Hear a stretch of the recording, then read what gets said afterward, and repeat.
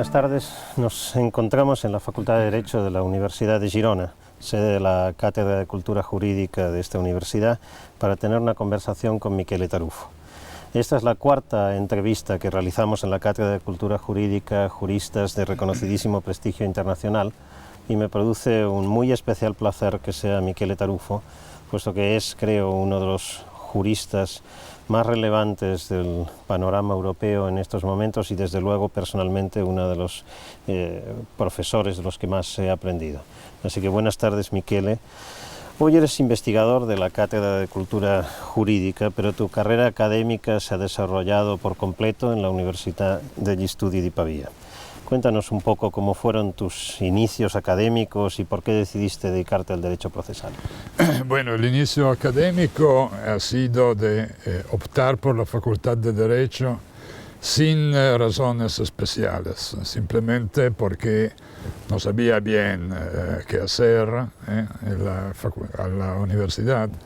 La Facultad de Derecho me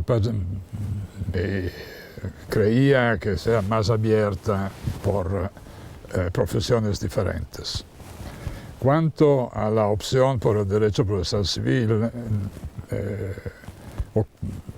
todo esto se pasó por suerte, porque mi preferencia por la tesis de grado para terminar con la universidad era por la filosofía del derecho. Pero el profesor de filosofía del derecho, muy joven, estaba empezando su carrera, me dijo que no. Entonces me presentó al profesor de Derecho Procesal Civil, que tenía intereses de carácter filosófico también. Él me indicó un tema por mi tesis de grado como las máximas de experiencia, tema típicamente entre el derecho procesal y la teoría general y la lógica. Entonces acabé con esta tesis y luego él me permitió de empezar a trabajar con él como investigador. Esto ha sido el inicio de mi carrera académica en el área del derecho procesal civil, a pesar de que jamás esta área del derecho me gustó. Pero, ¿sabes? No me gustó y no me gusta la manera tradicional de hacer el derecho procesal, la dogmática abstracta y todo esto. Pero las necesidades académicas son como son, entonces volví a ser profesor catedrático de Derecho Procesal Civil. He sido profesor de Derecho Procesal Civil por toda mi vida académica. Y para no gustarte no te ha ido mal. No me ha ido mal. Hablando de carrera académica, en un libro titulado Si eres igualitarista, ¿por qué eres tan rico?, Gerald Cohen comenta su carrera académica y él explica que una de las cosas que más ha marcado su forma de practicar, en este caso la filosofía y en especial la filosofía política, es una decisión muy temprana al momento de decidir en qué universidad cursaba los estudios de doctorado. Él tenía posibilidad de estudiar en Oxford y en Harvard, donde le habían aceptado para cursar los estudios de doctorado en las dos universidades. Dice, bueno, me decidí por Oxford y esto marcó toda mi carrera académica. En Oxford se pensaba que había una gran división entre lo empírico y lo conceptual, entre lo analítico y lo sintético. En Harvard, en cambio, bajo la influencia de Quine en esos momentos, esto estaba precisamente totalmente puesto en cuestión. Si hubiese optado por ir a Harvard, seguramente mi forma de practicar la filosofía hubiese sido distinta. Y en esto él pone el acento en, bueno, cuán importantes son incluso en nuestras ideas jurídicas, en este caso, o filosóficas en el caso de Cohen, cuán importantes son algunos encuentros personales, algunas decisiones académicas de dónde estudiar, dónde y con quién. ¿Cuáles han sido los encuentros personales más relevantes que tú crees que han marcado tu trayectoria? Sí, el primero ha sido muy temprano, es decir, en los años del liceo. Cuando me encontré con un profesor de filosofía de nivel extraordinario, y de hecho él volvió a ser profesor catedrático de filosofía moral en varias universidades. Pero él era no solo profesor de liceo de filosofía, era un verdadero filósofo. Yo me acuerdo muy bien de sus clases sobre Platón, sobre Aristóteles, sobre Kant. Bueno, esto ha sido determinante porque aquí empezó mi interés, mi curiosidad por la filosofía, mucho más que por otras cosas. A mí me gustaba también el latín, la literatura y todo esto, pero este encuentro con este hombre determinó mi interés por la filosofía. Y como decía antes, también en la Facultad de Derecho, a mí el Derecho me gustaba muy poco, me interesaba mucho más la filosofía, ¿no? Desde aquí, como decía antes, el segundo encuentro importante con Vittorio Denti, el profesor de Derecho Procesal Civil, que ha sido mi maestro por toda la vida. Y el segundo encuentro ha sido determinante porque él me permitió, me indicó de ocuparme de temas que sí estaban conectados con el derecho procesal civil, pero eran sobre todo temas de teoría general o de filosofía general. Las pruebas, por ejemplo, la motivación de la sentencia y varios temas que me sugirió. Entonces esto ha sido el segundo encuentro determinante por varias razones, de la manera de vivir, la manera de investigar y todo esto. Y luego, algunos años después, otro encuentro importante desde el punto de vista filosófico ha sido con Jerzy Wróblewski, el filósofo polaco en la época muy importante, muy influyente. Él había leído mis primeros libros, él hablaba, leía perfectamente el italiano, como ruso, inglés, francés además. Y luego de varios años de contactos indirectos, porque a la época, hablo de los 70, del inicio de los 80, se viajaba mucho menos que hoy. Entonces, contactos por correo, enviando libros y todo esto. Y al final nos encontramos, en un momento que él era rector de la Universidad de Łódź, a Polonia, y empezamos a invitarnos. Yo le invitaba a él a Pavía, él me invitaba a Polonia. Y ha sido muy importante porque su manera de tratar problemas de la justicia, entonces no solo de la filosofía general del derecho, él publicó ensayos determinantes sobre la decisión del juez, todo lo que para mí tenía un interés directo. Y fuimos amigos por muchos años, hasta su muerte, murió bastante joven. Y otra cosa que determinó una fase de mis estudios ha sido que Jerzy me invitó a participar al Círculo de Bielefeld, es decir, el grupo de los filósofos del derecho, de que él era el líder en este momento. Y esto me permitió de trabajar con gente como Aulis Arni o Robert Alexi, Alec Pechenik, Ralph Dreyer, Michel Troppé, Gregor Czick y otros. Es decir, el grupo de los filósofos del derecho más importantes de los años 70 y 80. Y yo era el solo no filósofo del Neil McCormick, Bob Summers. Yo era el solo no filósofo profesional, digamos así, del grupo, pero ellos me aceptaron. Entonces participé a los dos grandes trabajos del grupo, que acabaron con dos libros, Interpreting Statutes y Interpreting Precedents. Y yo escribí algunos capítulos de estos libros. Han sido años de grandísimo interés, porque el grupo tenía la costumbre de encontrarse 2 veces al año, normalmente en Bielefeld, donde conocí también a Niklas Luhmann, el sociólogo, y otras veces a los Estados Unidos, a Italia, a Inglaterra. Han sido años en que yo aprendí muchísimas cosas, hablando con estos horas y horas y días, y discutiendo de estos temas que a mí me interesaban muchísimo porque eran conectados con el problema de qué hace el juez, cómo razona, cómo se argumenta, cómo se justifica.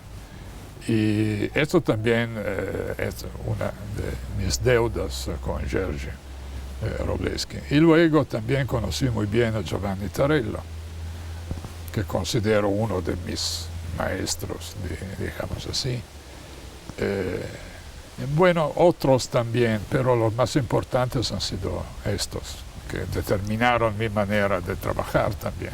Y después tuviste una larga relación con Summers también, a razón Sí, con Summers. De tu periodo americano. Sí, yo encontré a Summers en el círculo de Bielefeld, ¿no? Y luego Bob me invitó como profesor visitante en su facultad, es decir, en Cornell, una de las grandes facultades. Y yo pasé 3 años en Cornell, 3 semestres, como profesor de Derecho Procesal Comparado. Y luego, esto es otro de las opciones que determinan tu vida, ¿no? Me ofrecieron la cátedra de Derecho Comparado, estaba vacía desde 20 años. De Cornell, la cátedra de Cornell en Derecho Comparado. Pero esto ocurrió en un momento particular de mi vida y sobre todo yo vivía bien ahí, pero Cornell, la grande universidad, está en el centro de la nada, es decir, en el centro del estado de Nueva York, ¿no? A 500 kilómetros de Nueva York y 400 kilómetros de Buffalo, ¿no? Bueno, lugar magnífico, bosques, ríos y nada más. Un invierno durísimo, entonces la idea de continuar mi vida solo en este lugar, porque ellos me pedían de estar ahí todo el año, no solo un semestre, ¿no? Y al final dice que no. Me volví definitivamente a Italia. Luego estuve en otros lugares de los Estados Unidos. Nueva York, en Harvard, en Yale, en Pennsylvania, en California. Pero estos 3 años en Cornell me permitieron de conocer muy bien el sistema norteamericano desde adentro, no solo desde afuera. Tus inicios se podría pensar, como es en muchos casos, en el mundo del derecho, propios de alguien que proviene de una larga saga de juristas. Pero en cambio no es así, tus orígenes familiares son más bien modestos, ¿verdad? Sí, muy modestos. Mi familia era bastante modesta, mis abuelos eran campesinos. Mis padres, mi madre era una obrera en una industria de zapatos y mi padre era un conductor de taxi, ¿no? Yo nací y crecí en un barrio obrero, al margen del campo, en esta pequeña ciudad de Vigevano. Y yo digo siempre con mucho orgullo, yo me considero un hijo del pueblo. Porque así fue en la realidad y por todos mis primeros 18, 19 años de vida, es decir, antes de ir a la universidad. Tenía la suerte de estar en una familia de gente buenísima. Mis padres hicieron todo lo posible para cuidarme. Y la otra suerte que tenía en esta pequeña ciudad ha sido de buenísimas escuelas, con buenos profesores, como decía antes. Esto ha sido la primera parte de mi vida en un ambiente obrero, a pesar que tenía compañeros al liceo de otras clases sociales, ¿eh? Pero siempre yo me sentía y me siento hijo de esta clase social. Y de un cierto momento histórico también en el que la universidad jugaba un papel, sobre todo en Europa y sobre todo la universidad pública, claro, en Europa, de un papel de ascensor social, ¿no? Sí.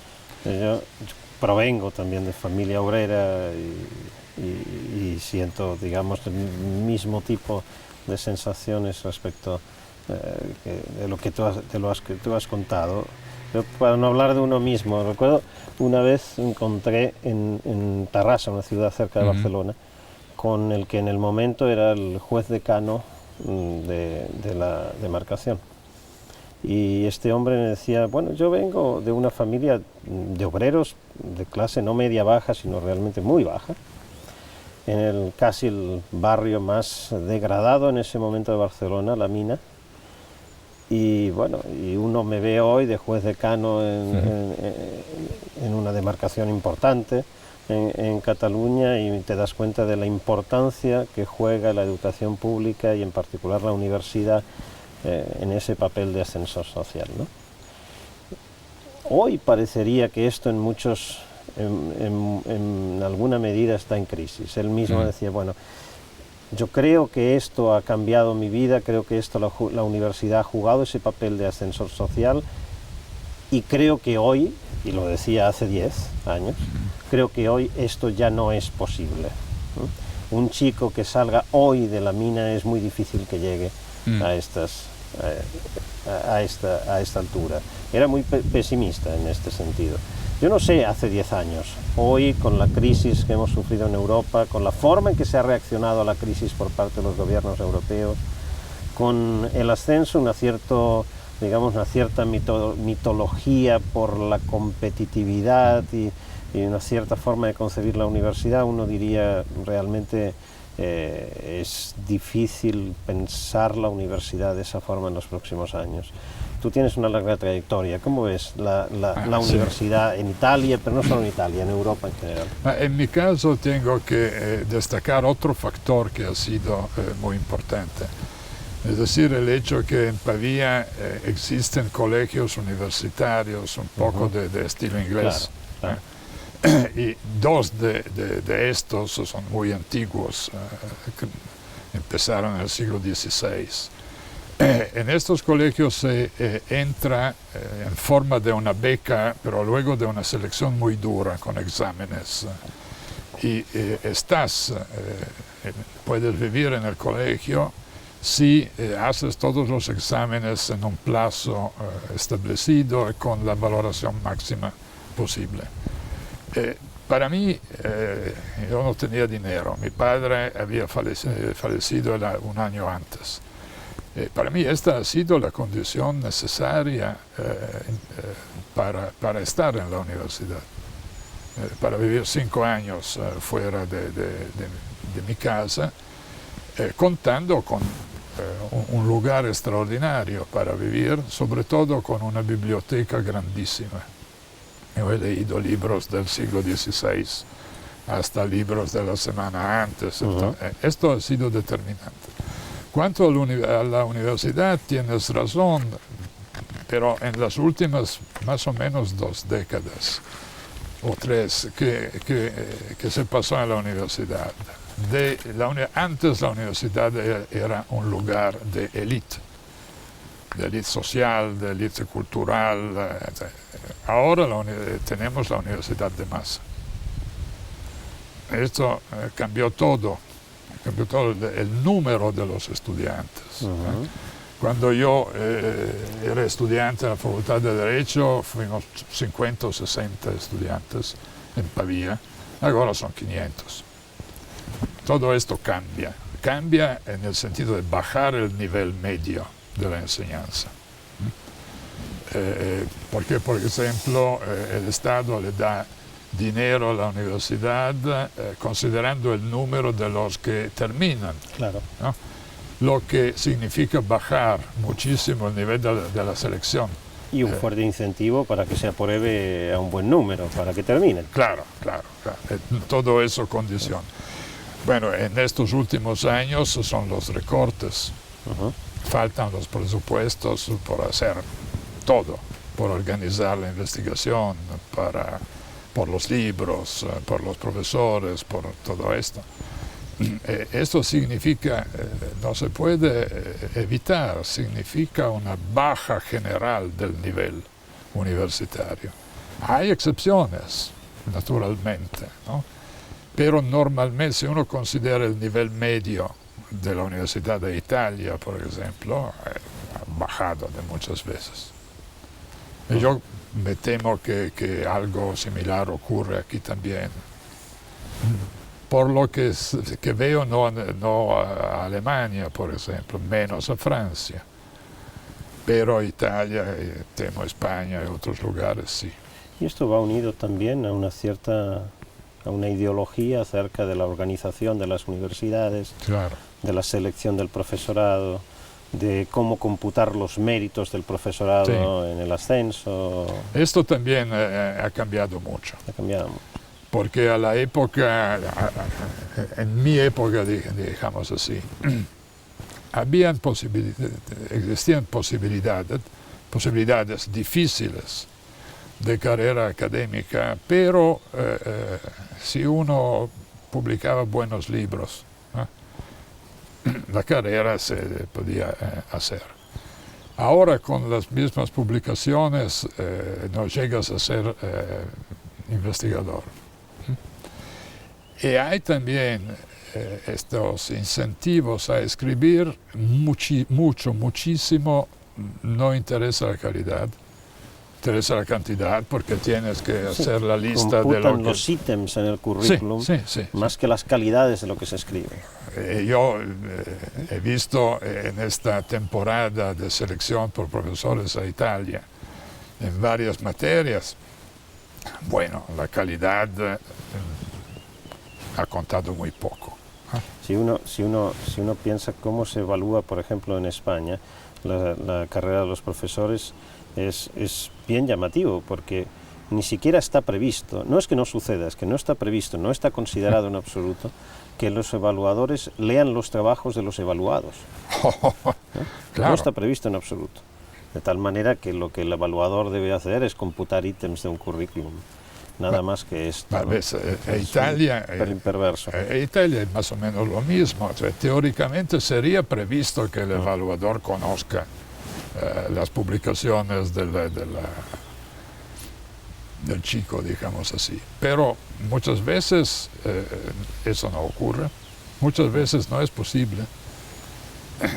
Porque si tienes que leer 50 monografías en un mes, materialmente no puedes imposible. hacerlo. Pero puedes conocer al investigador, conocer no personalmente, sino Sí. conocer su trayectoria, conocer si es bueno, si es malo, qué cosas ha escrito, qué ha marcado, qué aportaciones ha hecho al debate. Sí. En el modo en que se planifican las evaluaciones y por tanto la proyección, la selección del profesorado en nuestras universidades, etc. Hoy en España al menos esto no está considerado. La idea, bueno, yo creo que es una ideología que nos está invadiendo a todos y que en buena parte proviene del mundo anglosajón, o en particular para un anglosajón es demasiado generalizar de Estados Unidos. Mm-hmm.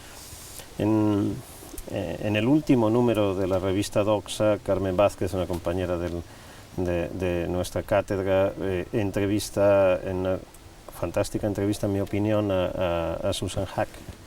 Y tengo aquí una parte de las respuestas de Susan Hack acerca de esto, que son bastante llamativas, donde Susan valora cómo se ha ido produciendo en los últimos 25 años la evolución de las universidades norteamericanas. Y dice lo siguiente: quizá el cambio más importante ha sido el enorme crecimiento de una nueva clase de administradores universitarios profesionales. Hoy en España se habla del cambio de gobernanza de las universidades y piensan precisamente en buscar profesionales, etc. Espero que no les salga bien. Es decir, cada vez es mayor el número de gerentes y vicegerentes, de asistentes de gerentes, de decanos y de vicedecanos y de asistentes de decanos. Algunas veces dirigidas por profesores senior, alguna vez fueron dirigidas por profesores senior, quienes estaban dispuestos a dejar de lado por unos pocos años su investigación y sus clases por el bien de su institución. Las universidades estadounidenses, en cambio, son ahora gestionadas por personas que, si alguna vez fueron académicos serios, hace mucho tiempo que pusieron dicho trabajo en espera permanente.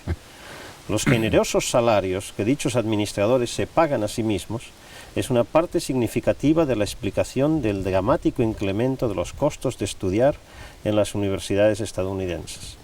Y su indiferencia por la vida académica es una parte significativa de la explicación de la marcada erosión del ethos académico. Un decano del viejo estilo, con la pretensión de regresar en pocos años a sus libros, su laboratorio y sus estudiantes, tendría al menos alguna capacidad para valorar de forma independiente cuán bien y qué tan responsablemente los profesores hacían su trabajo. Un decano de estilo moderno no tiene otra opción que confiar en medidas sustitutivas como el número de libros y artículos publicados, quizá matizados por alguna estimación del prestigio, entre comillas, de las editoriales y revistas, que en todo caso él no puede valorar personalmente. La cantidad de ayudas económicas recibidas y los rankings departamentales, que tampoco es capaz de evaluar por sí mismo. Así que ese modelo que estamos copiando no parece que, sí, al menos a la luz de, digamos, al pensar de alguien que lo conoce bien como Susan Haack, sea realmente un modelo muy exitoso. Sí, yo creo que Susan tiene razón hablando de la situación actual de las universidades a los Estados Unidos. Por lo que veo, a Italia no estamos todavía a este nivel, porque normalmente los rectores de las universidades, los directores de los departamentos son profesores.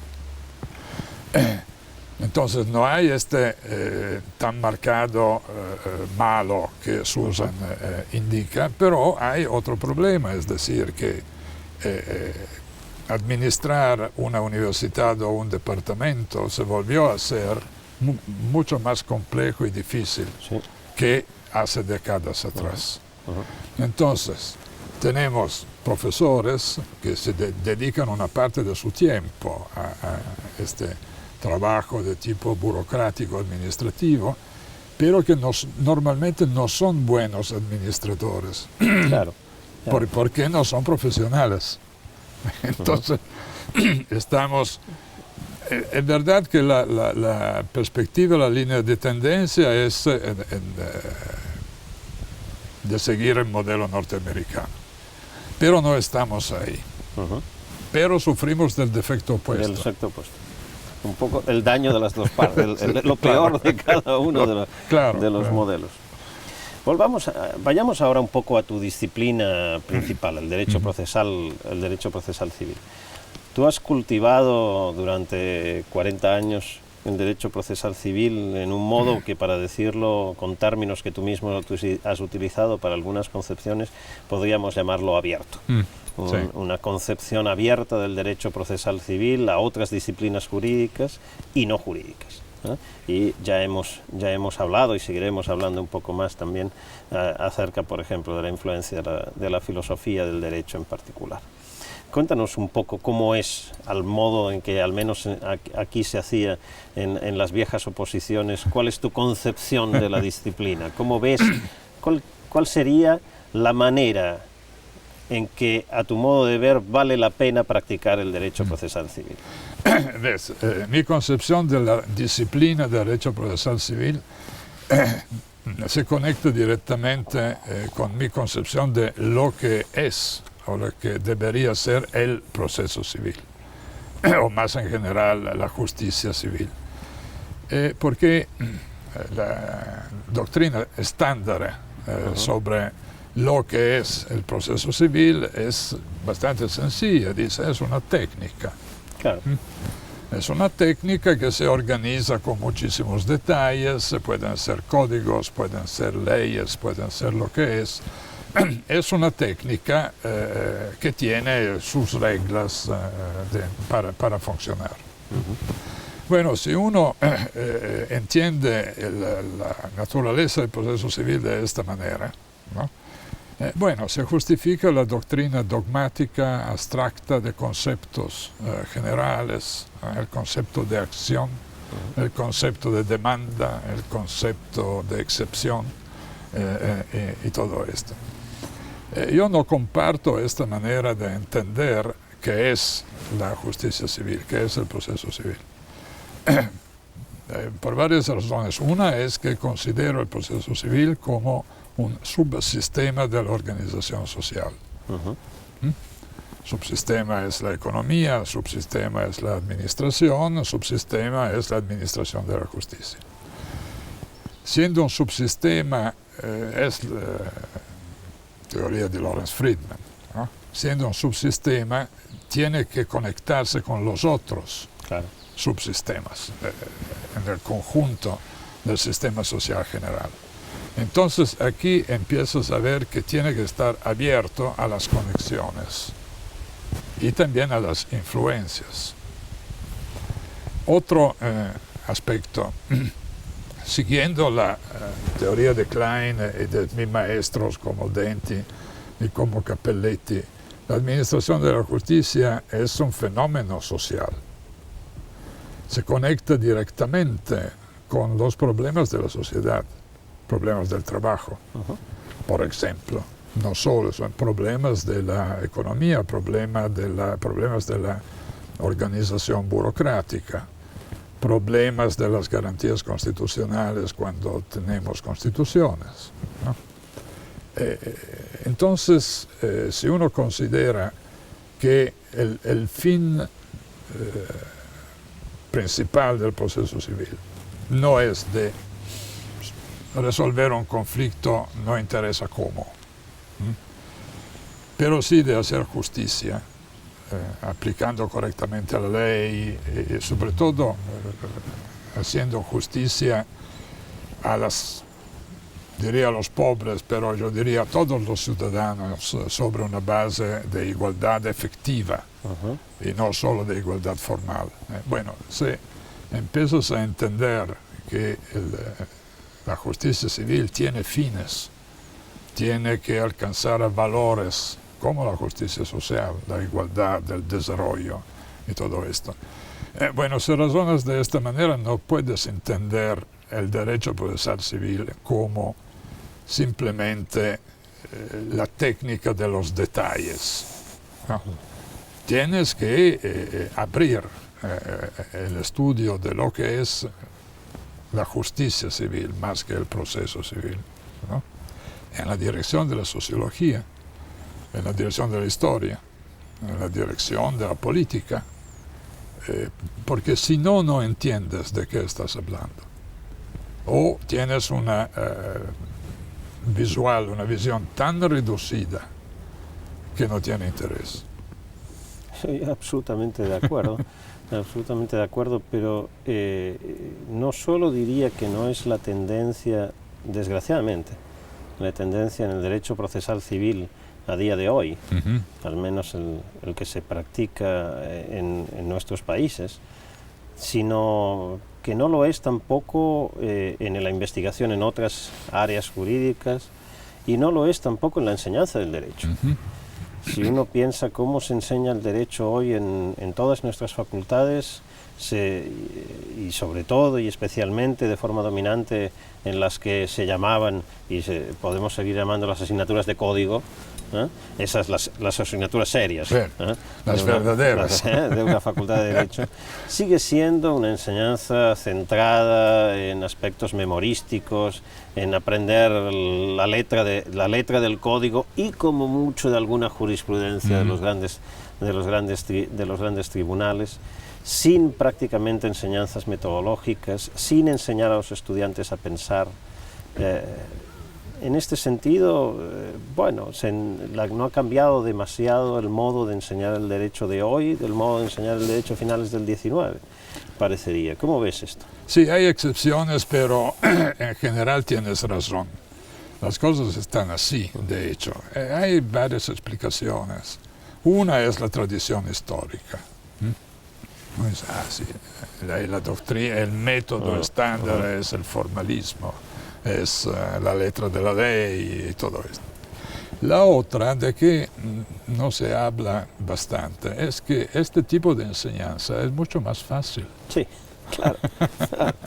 Porque enseñar el derecho procesal, como lo entiendo yo, y también hacer investigaciones, es muy difícil. Necesita de tiempo, de una cultura muy, muy ancha, ¿no? De una cantidad de libros de varios idiomas, lo que es muy difícil. Es mucho más fácil ir a la clase y decir, bueno, leemos el artículo, lo que es del Código Procesal. En la jurisprudencia del Supremo, blanco significa negro y es todo. Y mañana vemos otro artículo, ¿no? Cualquiera lo puede hacer. ¿Y qué cambios fundamentales crees que habría que hacer? No solo en tu disciplina, sino en la enseñanza del derecho. ¿Qué crees que hoy marcaría una buena enseñanza del derecho? Una buena enseñanza para mí significa lo mismo, es decir, varias condiciones. Primero, la comparación entre sistemas, no solo en el derecho procesal, en el civil, el mercantil, lo que es en general. El estudio de la historia, desde un punto de vista, el verdadero derecho comparado incluye la análisis histórica de los sistemas, ¿no? Pero la historia, sobre todo la historia reciente de los últimos siglos, desde la época de los códigos hasta hoy en día, también historia política, porque muchas veces se dice, sí, el derecho es una cosa, la política es otra, sin considerar que las leyes las hacen los políticos. Hay muchísimas cosas interesantes en la historia del siglo XX, que significó el nazismo por la cultura jurídica alemana, por ejemplo, que significó el fascismo para cerrar la cultura filosófica también italiana hasta el final de la Segunda Guerra Mundial, ¿no? Yo me acuerdo que en los años 60 yo leía textos sobre el Círculo de Viena, sobre el neopositivismo lógico, que para Italia eran nuevos, pero eran viejos de 50 años. De hecho, en la época entre las dos guerras, el idealismo de tipo italiano cerró completamente la cultura. Empezamos nosotros con 50 años de retraso. En España lo conocemos bien. A redescubrir esta cultura, la filosofía de la ciencia, la lógica, es decir, el método moderno de razonar. Para volver un momento al derecho, todo esto faltaba hasta los años 60 del siglo XX, porque la cultura jurídica tenía una base estrictamente dogmática, ¿no? O una base del idealismo italiano de la época. Y cuando había una influencia extranjera era la influencia alemana, y no más, ¿no? Entonces, un contexto cultural estrecho, cerrado. Esto condicionó la manera de pensar el derecho, también de imaginar la enseñanza del derecho. Las cosas empezaron a cambiar un poco en los años 70 y 80 por influencia del derecho comparado y también por el cambio de situaciones políticas. Empezó la influencia norteamericana que antes no existía. Esto provocó y provoca una serie de cambios, pero no suficientes para mí para cambiar de manera efectiva la manera de pensar el derecho y la manera de estudiarlo. Has mencionado el derecho comparado como una de las cosas que precisamente producen un cambio fundamental en el modo de concebir el derecho. Yo creo que también en esa concepción decimonónica del derecho una cierta mitología acerca de las grandes diferencias entre las familias de sistemas jurídicos, el common law, el civil law, familias absolutamente alejadas que no comparten nada, unos tienen precedente, nosotros no tenemos absolutamente, etcétera, etcétera, y una gran ignorancia de otras como la familia, los sistemas orientales, si se puede decir así, ¿no? Tú, ya lo hemos comentado anteriormente, has tenido una trayectoria importante en Estados Unidos. Pero también desde hace más de 30 años en China. Algunos la hemos descubierto hace muy poquito, China, pero tú antes de que ya fuera casi la segunda potencia mundial, sino cerca de la primera, pues ya habías Sí. visitado China y has trabajado con ellos. ¿Puedes contarnos un poco cómo ves esta evolución, especialmente en estos dos sistemas? No es fácil. De hecho, yo empecé a viajar a China hace más o menos 30 años atrás. Yo estuve a China varias veces viendo los cambios, pero no como turista, sino con el fin de conocer el sistema social, el sistema político y también el derecho chino. Y ahora, bueno, Estados Unidos, antes. Lo más que conozco el sistema americano en estos últimos 20 años, digamos. Lo más que lo considero un sistema que no se desarrolla. ¿Crees que es un sistema estancado? Sí, porque las bases del sistema procesal, es decir, el modelo adversarial que ve la justicia civil y también penal como una competición entre individuos, no cambia. Aquel modelo del proceso como resolución de conflictos, Exactamente. meramente competición entre como las partes. competición entre las partes, no va a cambiar. Y un amigo mío, sociólogo, Robert Kagan, que hace 10 años publicó un libro básico sobre el tema adversarial legalism, él dice no puede cambiar esta base que condiciona muchísimas cosas. No puede cambiar porque no es un concepto jurídico, no es un concepto, solo un concepto procesal. Es algo que tiene raíces muy profundas en la ética social norteamericana. Y una ética social no se cambia ni de manera rápida ni de manera fácil.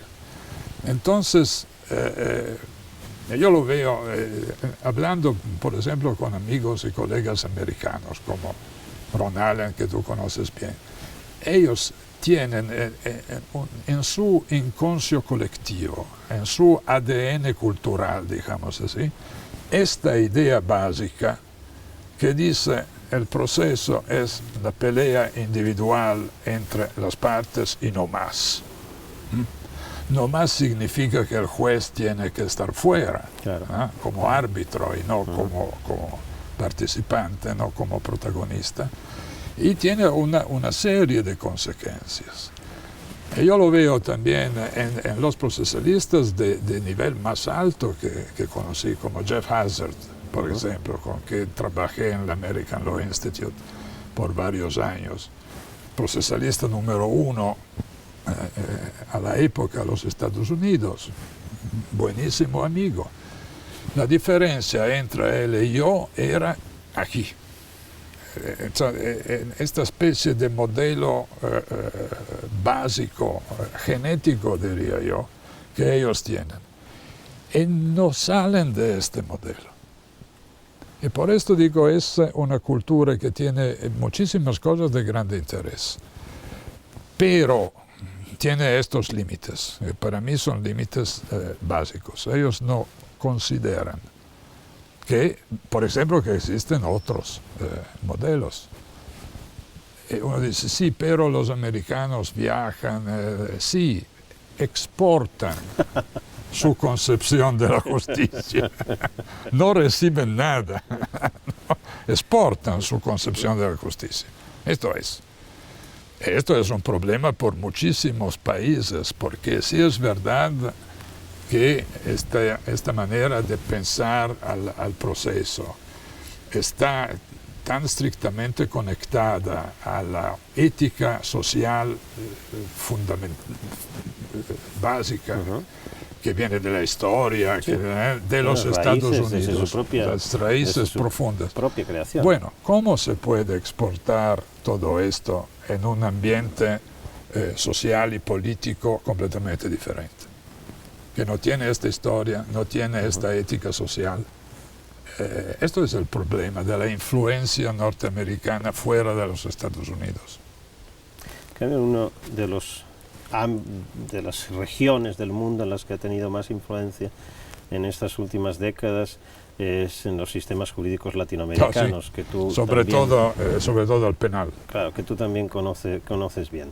Los sistemas jurídicos latinoamericanos seguramente son, si se puede hablar de esas, digamos, al menos familias por cercanía, pues serán de las familias jurídicas que en estas últimas décadas han tenido una mayor efervescencia. Sí, claro. Muchísimos cambios, no solo de detalle, yo diría cambios estructurales, especialmente en el proceso y por tanto con aspectos centrales en el derecho procesal, y a su vez con, por un lado, una forma de hacer las cosas y una forma de posicionarse ante el derecho por parte de los juristas quizás mucho más abierta que la nuestra en Europa, pero por otro lado con una recepción de una serie de mitos no demasiado reflexionados, muy importante, ¿no? El mito de la oralidad, del sistema adversarial también ahora,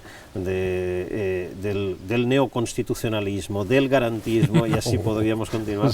Mitos no siempre compatibles entre ellos, por otra parte, ¿no? Bueno, tú has tenido, al menos en estos últimos 20 o 25 años también, una gran presencia en Latinoamérica, mucha influencia allí también, y una gran presencia cuantitativa en muchos países y mucho tiempo. ¿Cómo ves esta efervescencia y esta mitología y este momento especial de los sistemas latinoamericanos? Bueno, la efervescencia es un factor muy positivo porque lleva estos sistemas a modernizarse. Por mucho tiempo, también por razones políticas, las dictaduras y todo esto, gobiernos conservadores han tenido sistemas judiciales viejos, sin garantías, formalistas, ineficientes, y todo esto. Entonces, esta gana de cambiar está justificada desde este punto de vista, ¿no? Porque modernizar todo el sistema es una manera de desarrollo general de la sociedad. Entonces, esto es el factor positivo, que a veces le permite de ser más modernos que los europeos, porque no tienen varias condiciones o tradiciones que a Europa limitan el desarrollo de los sistemas jurídicos, ¿no? Y por esto, para mí, ellos tienen muchísimo interés, porque experimentan cosas que a Europa no se hacen, van más allá del nivel europeo. Un ejemplo por todos, la protección de los intereses colectivos o difusos, ¿no? El desarrollo más interesante ocurrió antes a Brasil, y en otros países de Latinoamérica, mientras que Italia y Europa estaban mucho más atrás y siguen siendo más atrás, ¿no? Entonces, estos son los factores positivos. Yo diría también una apertura de los propios juristas, no solo los académicos, ¿no? Uno encuentra una apertura intelectual y de relaciones con otros colectivos, por ejemplo, entre los jueces. Es muy difícil en España, por ejemplo, en Italia creo que también, encontrar colectivos tan importantes de jueces tan abiertos a las novedades jurídicas, a qué se dice en la academia, a qué libros se han publicado. Sí, de hecho, en la gran parte de mis actividades en Latinoamérica son clases o seminarios normalmente por grupos de jueces de varios niveles, de las Cortes Supremas como de jueces de primera instancia. Y yo veo un grandísimo interés, una grande curiosidad por el desarrollo también fuera de su sistema jurídico, por temas generales, como las pruebas científicas, por ejemplo, ¿no? Donde tú puedes hablar yo lo hice en Panamá, por ejemplo, hace un mes, con un público de 500 personas, cosas que aquí sería increíble. No tenemos ni los auditorios para eso. Hasta este punto es inconcebible. No, esto es muy interesante. Personalmente, si puedo decir una cosa subjetiva, A mí estas cosas me dan la impresión de ser útil. Mientras cuando que hablas con 10 colegas aburridos que se duermen, no tienes la misma impresión. No, no.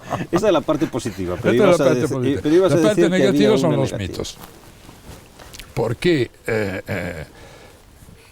muchas veces se trata, ellos improvisan la solución. Tomamos la oralidad, por ejemplo.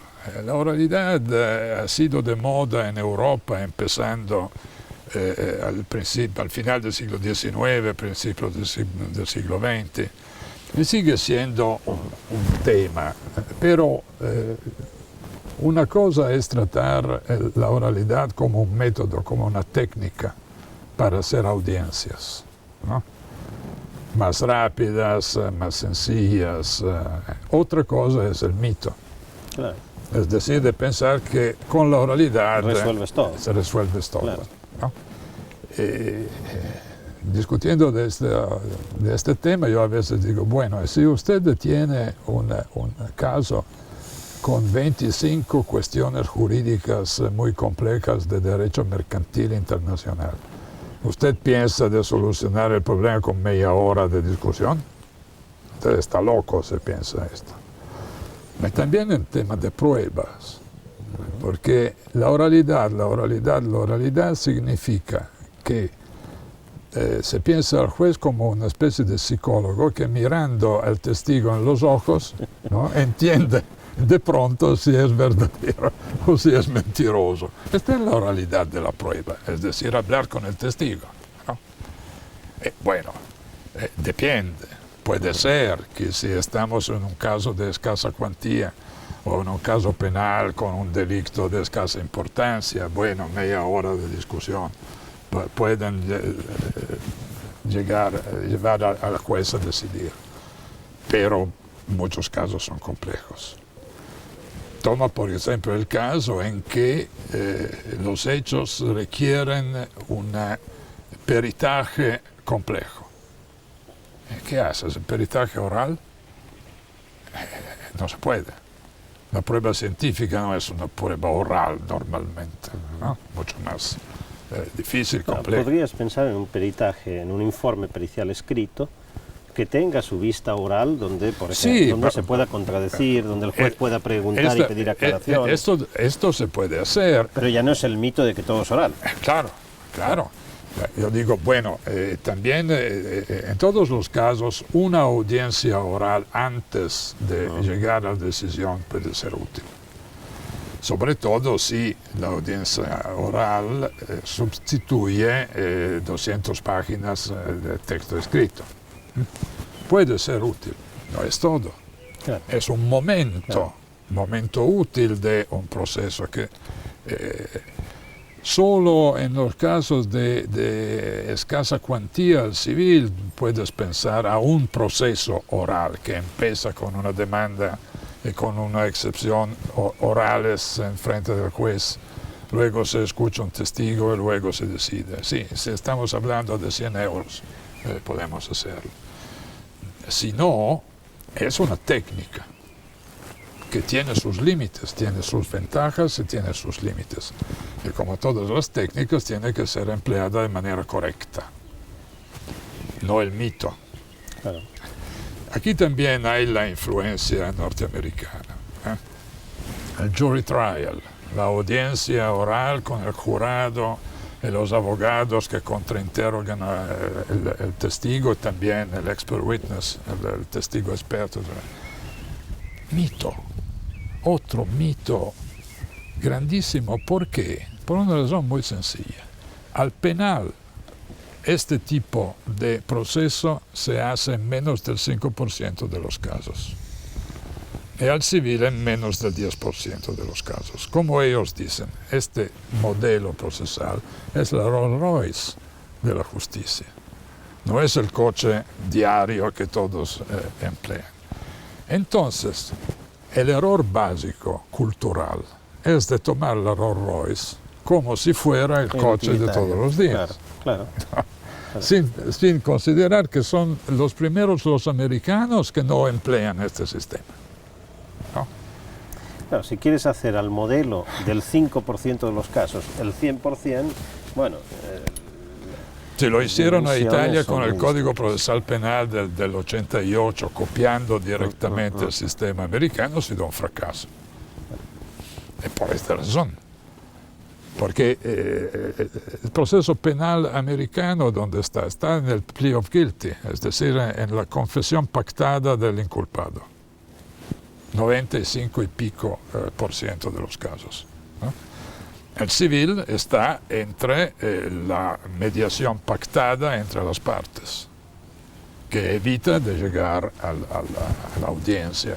Entonces, si el mito de la oralidad es de origen americana, como es esta imagen ideal del trial by jury, esto casi no existe. Y por esto es un mito. Y otros de los mitos que mencionaba anteriormente, pero la influencia es más europea que norteamericanas. Están de moda ahora el garantismo, el neoconstitucionalismo, etc. Sí. No sé hasta dónde puede tener algo de positivo el neoconstitucionalismo. El garantismo seguramente lo tiene en la medida de poner el acento en la importancia de ciertas garantías. A ti sé que te gusta más hablar de las garantías que del garantismo. Y para mí son cosas diferentes. Claro. Porque yo soy un defensor durísimo de las garantías, pero no del garantismo como lo entienden sobre todo en Latinoamérica, pero aquí también, aquí en España entienden. ¿No? Sí. Porque lo que ellos llaman garantismo es simplemente la ideología individualista y veteroliberal de la justicia civil. Porque las solas garantías de que hablan es la total libertad y autonomía de las partes privadas en el contexto procesal y nada más. Y todo este discurso de las garantías de las partes le sirve para decir que el juez no tiene que hacer nada. Y sobre todo no tiene que ordenar pruebas de oficio. Todo esto para mí con las garantías verdaderas no tiene nada que hacer. Nada que ver, son cosas diferentes. Bueno, el neoconstitucionalismo, el discurso es complejo. A mí, que no soy neoconstitucionalista, a mí me gustan las constituciones, pero no el neoconstitucionalismo. Es como las garantías y el garantismo. Sí, más o menos lo mismo, ¿no? De acuerdo con las constituciones. A mí me parece una manera de volver al justnaturalismo. Ajá. Comparto totalmente. Es decir, hay las constituciones, bueno, pero hay un mundo en que hay los derechos básicos. Y uno dice, bueno, ¿dónde está este mundo? Yo soy un positivista, crítico pero positivista. Para mí el derecho empieza con la Constitución. Con las constituciones. ¿Qué hay más allá? Hay la religión, hay la fe, hay todo lo que uno quiera. Pero a mí, repito, me parece una manera de volver a una forma de justnaturalismo sin decirlo, con un juego de palabras, ¿no? Entonces estoy muy escéptico sobre... Porque desde mi punto de vista de procesalista, el punto de referencia son las reglas de la Constitución, las cortes constitucionales, las reglas de los tratados internacionales sobre derechos humanos, las cortes de los derechos, todo bien. Pero esto no es el neoconstitucionalismo, esto es el constitucionalismo, en el sentido, digamos así, tradicional del término, es decir, aplicar las constituciones, también cuando son tratados internacionales. Desde el punto de vista de tu obra escrita, probablemente está la obra escrita y ahora que se graban tantas cosas como esto mismo, ¿no? Estará, en un tiempo hablaremos de la obra videográfica también, ¿no? que muchas veces puede acabar teniendo hasta más influencia que la escrita, porque puede ser. Cantidad de seguidores importante, ¿no? Bueno, desde el punto de vista de tu obra, sobre todo la obra escrita, yo diría que si algo recorre toda tu producción es el interés fundamental en el razonamiento judicial. Sí. Y de ahí, bueno, no me resulta nada extraño esta respuesta tuya diciendo, bueno, a mí lo que más me interesa son las garantías entendidas de un modo que no se limitan a este modo veteroliberal de concebir como un conflicto entre las partes y solo entre las partes con un juez árbitro totalmente externo, ¿no? Bueno, al revés. Un juez que dirige el procedimiento, un juez que actúa sobre el procedimiento y un juez que decide el procedimiento. Sí. Y por tanto poniendo en el centro el juez, poniendo entonces también en el centro el razonamiento judicial. Sí. Esta es un poco, diría, buena parte de tu historia vital intelectual. ¿Por qué has puesto tanto interés en el razonamiento judicial? Bueno, en parte porque por la influencia de mi interés por la lógica, la filosofía, el razonamiento y todo esto. Otro factor ha sido mi idea del proceso civil como una actividad pública, actividad del Estado, no como una pelea individual privada. Actividad del Estado significa el juez. El juez como garante no solo del correcto desarrollo del procedimiento, sino también como garante de la justicia de la decisión final. Asegurar que se haga justicia y no solo resolver conflictos implica una serie de condiciones. Claro, la correcta interpretación de la regla que se aplica como criterio de decisión, pero también correcto conocimiento de los hechos del caso. Como decía Jerome Frank, no hay decisión correcta si los hechos son equivocados. Y todo esto, es decir, una idea general de lo que debería ser la administración de la justicia, me lleva a estudiar algunos aspectos, algunas condiciones, pruebas, por ejemplo. ¿No? El otro aspecto, la motivación de la sentencia, el juez que justifica. Aquí estamos una vez más al nivel de las garantías, sino del garantismo. ¿No?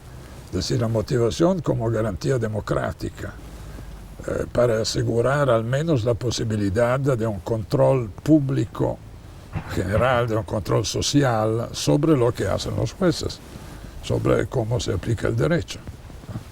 Entonces, desde varios puntos de vista, esta es la explicación. Es decir, en una idea general de lo que yo creo debería ser la administración de la justicia.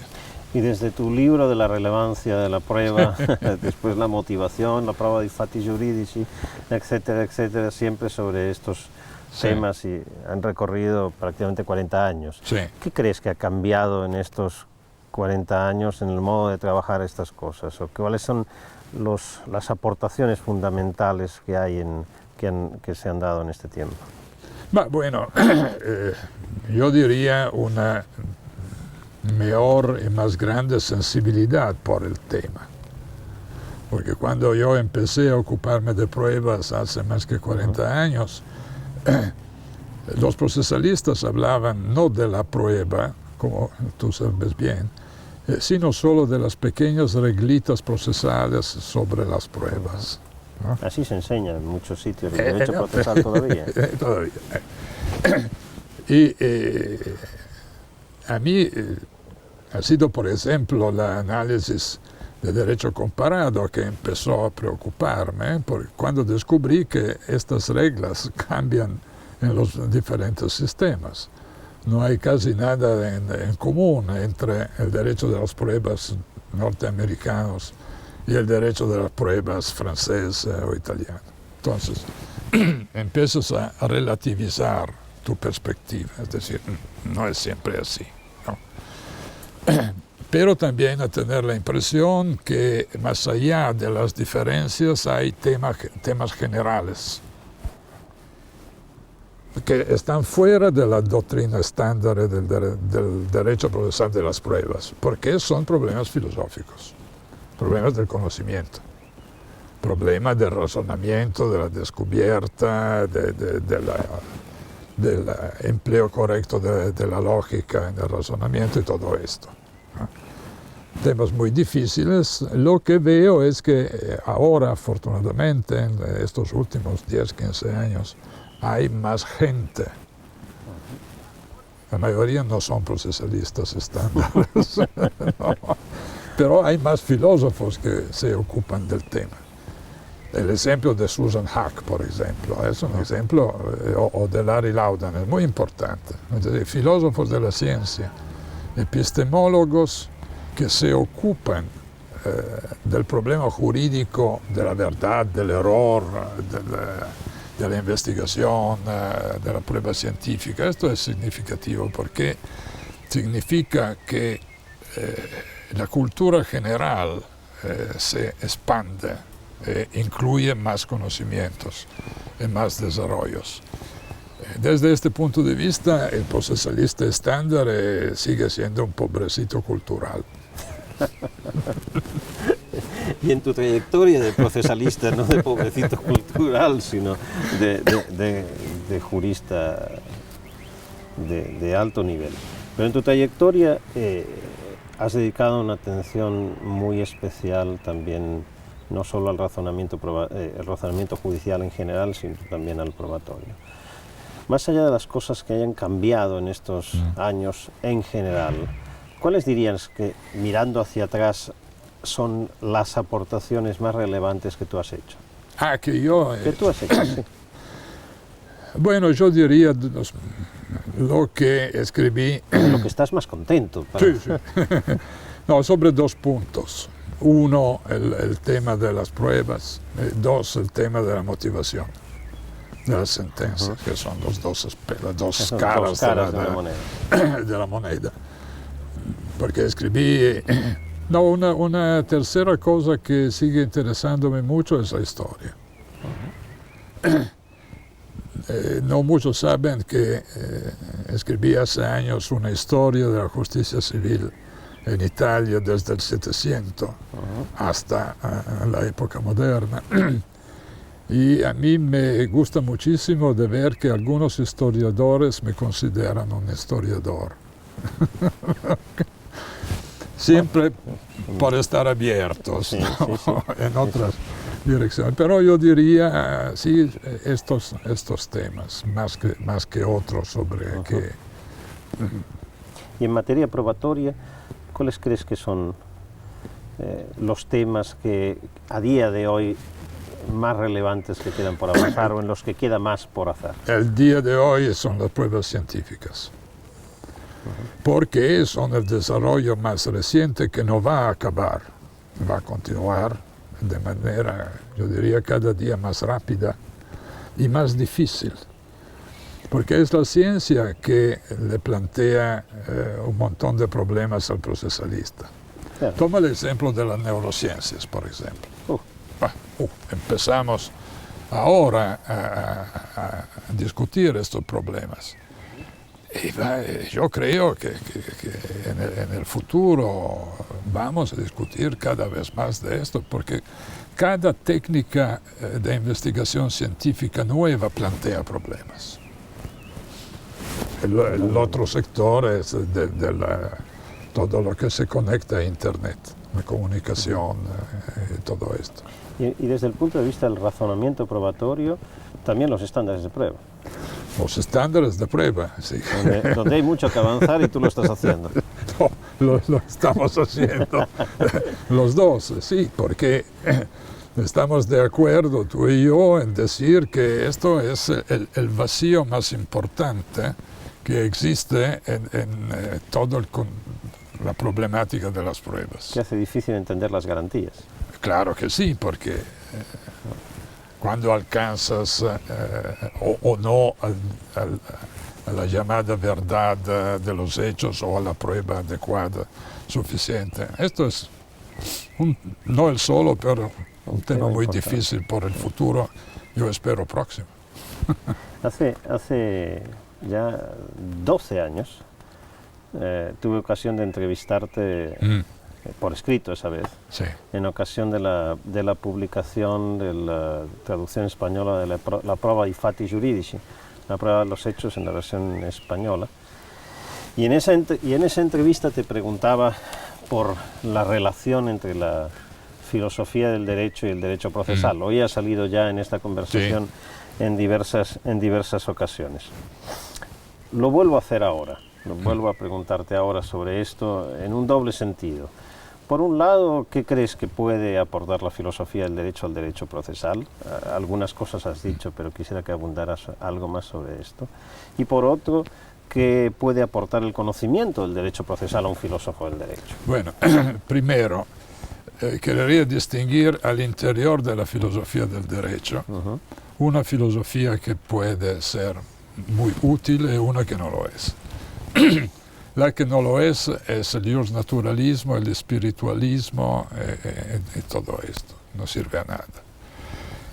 La filosofía del derecho que es útil por la cultura del procesalista es la filosofía analítica en el sentido amplio, filosofía del lenguaje, la lógica de la argumentación, el estudio de las inferencias, de los tipos de inferencia, la lógica abductiva, deductiva y todo esto, que no es típico del derecho procesal, pero viene de la área, digamos, generalmente de la filosofía analítica, es muy útil.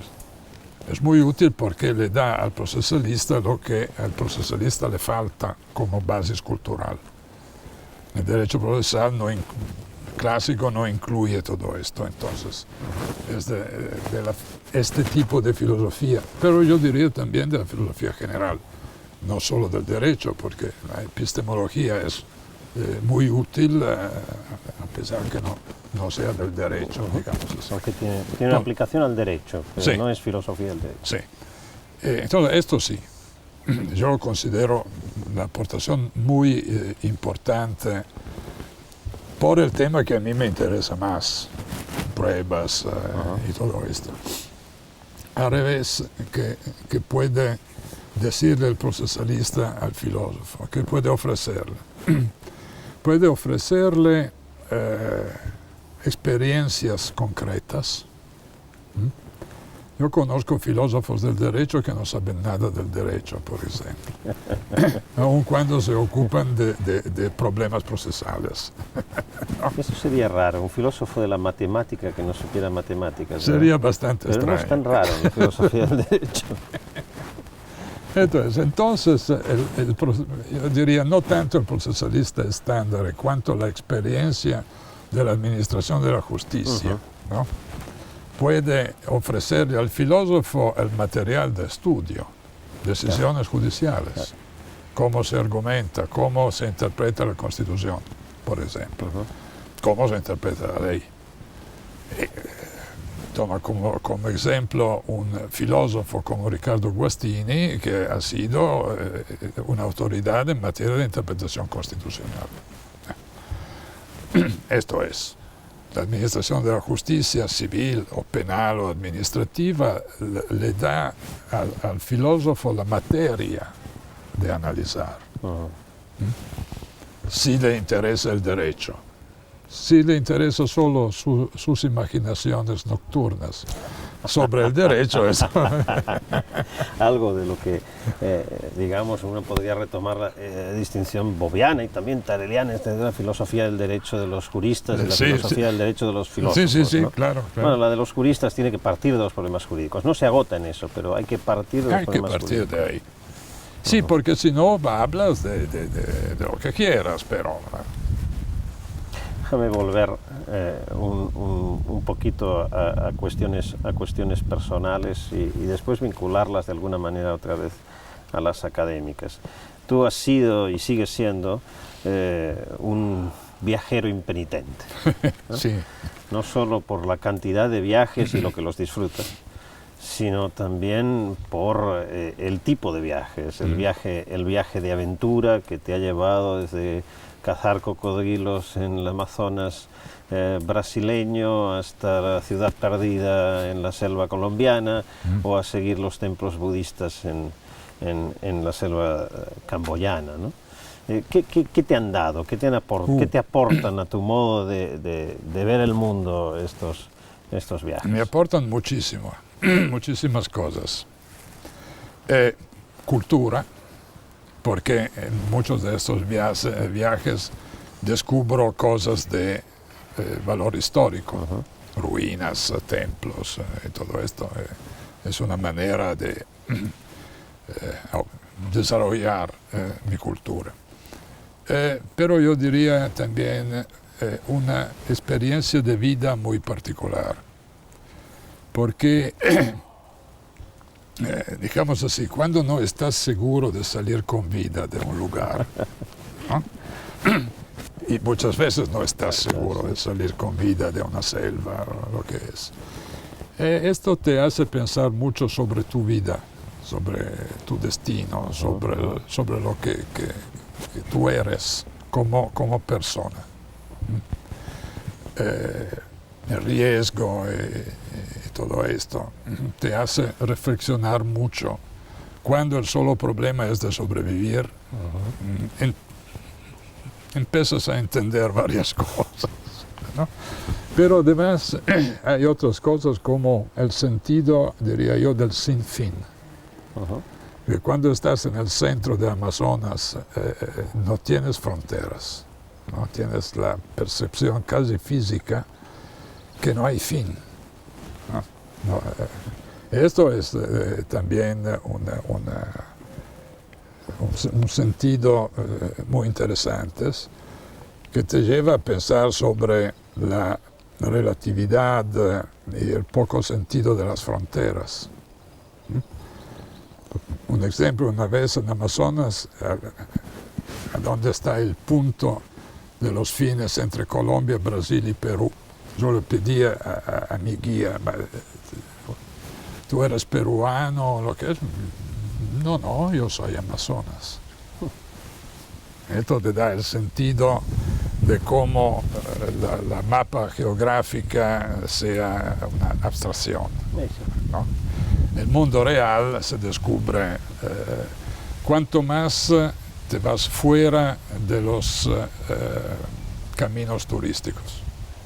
Muchas veces viajé solo, no en grupo. Por ejemplo, hace un mes estuve en la selva del norte de Guatemala buscando la ciudad maya de Tikal, viajando solo con un guía. Estoy bastante bien con mí mismo cuando viajo. Entonces, es importante soportarse a uno mismo. Sí, yo me soporto muy bien. Sobre todo porque a mi esposa le gusta viajar, pero no de esta manera. Entonces me deja ir. Y este amor por las culturas y por el conocimiento de las culturas, ¿crees que tiene algo que ver también, ¿no? con tu forma, volviendo al derecho, de ver el derecho desde el derecho comparado? Sí. Sí. Y por ejemplo, volviendo a China, porque antes dejamos de lado esto. China es una experiencia cultural básica. Yo me acuerdo muy bien el primer viaje de un par de semanas que hice a China. Un sentido de vacío, porque no entendía nada. Entonces empecé a estudiar la historia. No el idioma, que es una locura, pero la historia de la cultura y la historia china. Y luego volví varias veces, estudiando también el sistema jurídico y el sistema procesal de China, que tiene un interés extraordinario, sobre todo en estas últimas 2 décadas y hoy en día. Los diarios dicen que China es la primera economía del mundo. Entonces no podemos evitar de ocupar. Pero el punto es interesante porque están a la mitad de un camino desde el confucianismo a la modernidad. El confucianismo desde el V siglo antes de Cristo es, como sabes, no una religión, sino una filosofía social que se fundamenta sobre el acuerdo, la mediación, la conciliación. Y todo esto ha sido, por más que 2000 años, la base de la manera en que los chinos han pensado a la solución de los conflictos. Aún también Mao Zedong, en su ensayo del 36 sobre la solución de los conflictos entre el pueblo, es confuciano. Pero todo esto, que es la tradición de centenas de miles de comisiones populares de mediación de todos los conflictos económicos, familiares, todo que funciona en época moderna desde una ley del 54 que sigue siendo aplicada. Pero todo esto no se acuerda con la modernización económica. Entonces, ellos empezaron a crear tribunales modernos, cámaras arbitrales nacionales e internacionales. Ahora el sistema tiene un doble nivel, ¿no? En las ciudades grandes hay los tribunales, abogados, árbitros, jueces, profesores de la universidad, de muchísimas facultades de derecho, porque tratan de crear profesionales en un número, publican textos de derecho en 5 millones de copias, algo similar. Esto es el aspecto de la modernización, ¿no?, que está creciendo de manera rapidísima, con toda una serie. Por ejemplo, una cosa que a mí me da mucho gusto es que en julio voy a hacer una clase sobre pruebas a 50 estudiantes chinos en Pekín, porque ellos necesitan y sacan extranjeros, americanos, por esto.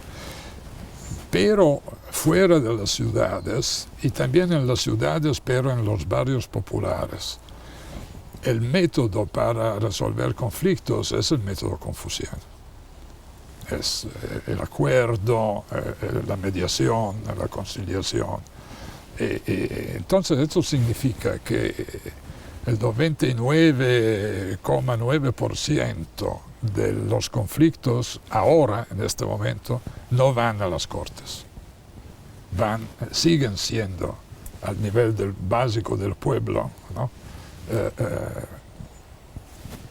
resolvidos de manera confuciana, porque esta es, hablando de ética social básica, ¿no?, el confucianismo sigue siendo la ética social básica también en la China moderna. Otra vez esta es lenta de cambiar.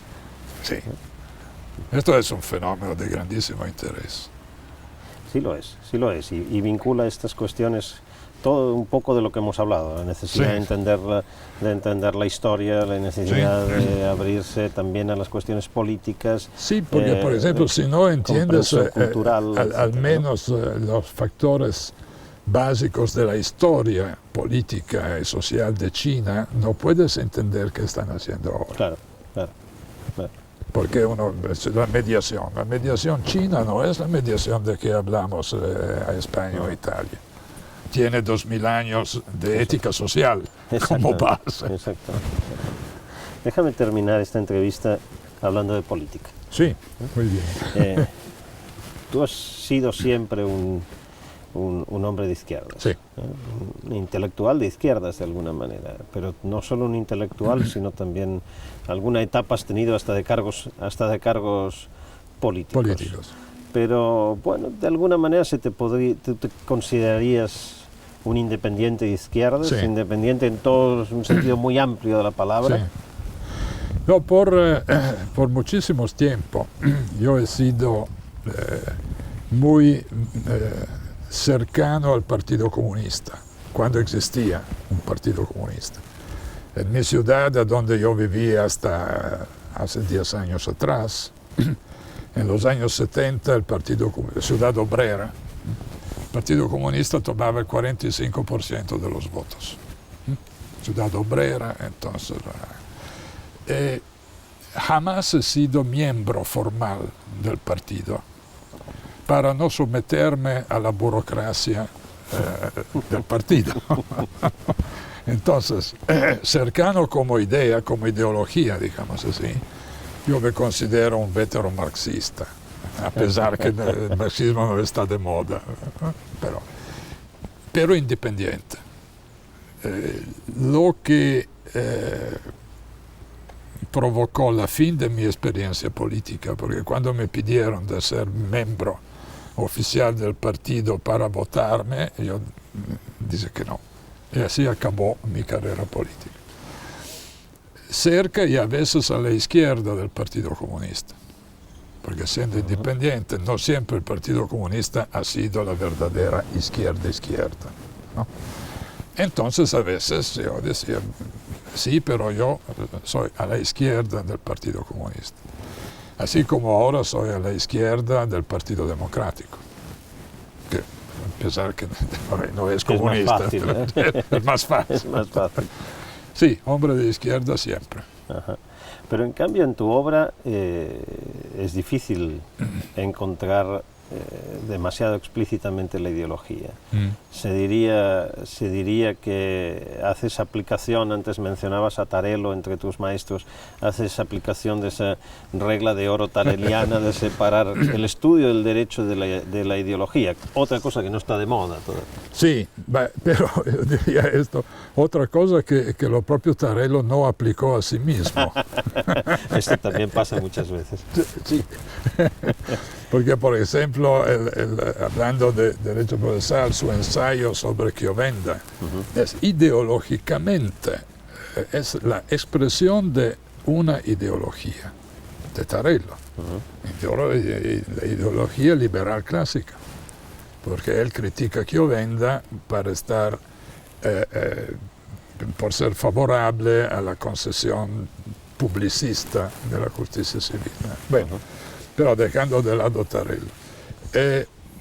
A mí no me gustan las manifestaciones demasiado retóricas de una política o de una ideología, también de la mía. Yo diría esto, mi ideología se manifiesta en lo que hago. Es decir, por ejemplo, en la elección de temas. Si yo, por ejemplo, digo que estoy favorable a un juez con muchísimos poderes, con poderes de ordenar pruebas de oficio y todo esto. Esto lo hago porque tengo una ideología de lo que la justicia civil debería ser. Y si me ocupo, si escribo sobre la obligación de motivar sentencias diciendo, por ejemplo, la base de la regla constitucional está en una concepción democrática de la administración de la justicia. Y es por esta concepción que las constituciones incluyen reglas como estas. A mí me criticaron muchísimo por la implicación ideológica de esta manera de razonar.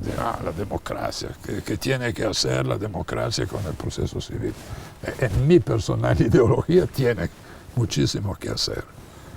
Y también, que hablamos antes, de la justicia como justicia social, como protección de las clases débiles, sobre todo en la justicia del trabajo, pero no solo.